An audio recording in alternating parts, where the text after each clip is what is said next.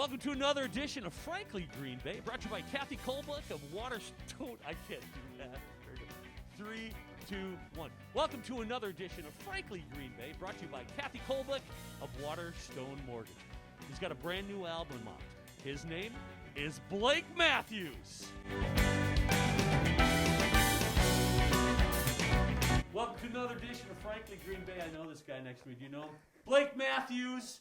Hermans is your last name, right? Yes. Who are you related to? I got that from you, actually. You did? Yeah. My last name? And Millard Fillmore.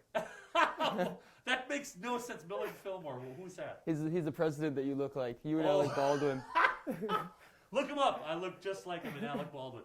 Hey, Blakey. It's been Blakey, by the way, is what I call you. Yes. Known you for 21 years. My son.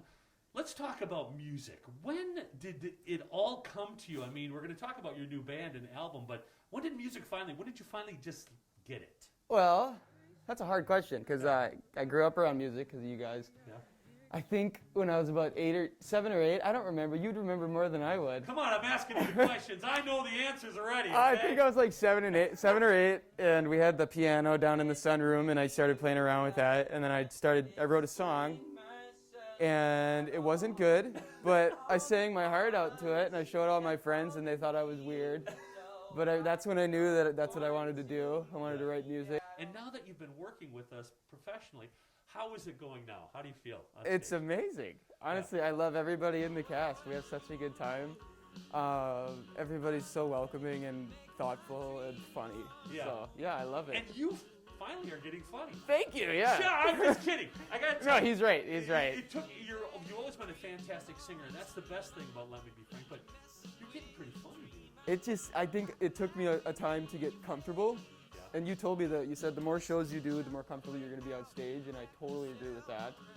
I feel a lot more comfortable. I'm no longer worried about what everybody else in the cast is thinking. Yeah, you were always worried about what everybody else Yeah, thought. so I never wanted to try to be funny. I know, Let Me Be Frank's is your job, and you got another job too, but what you do on outside is you write music. Mm-hmm. And what was your first song? I mean, I know your first song, but your first song you recorded. The first song I recorded was Rain, and I wrote that when I was about 15. It was meant to be really slow, but we recorded it pretty fast, and it was all acoustic guitars. Me and Zach Beeson recorded it with Stacy Smyer of Red Nose Audio. RedNoseAudio.com, there you go. There you go. Shout out.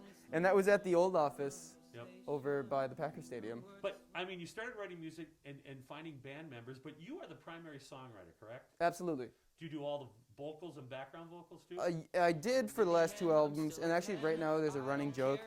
I probably can't tell the story on here. No, this is PC. This is PC. Yeah. But the running joke is that Wyatt, the drummer, is the songwriter, and he writes all of the songs. It's a long story.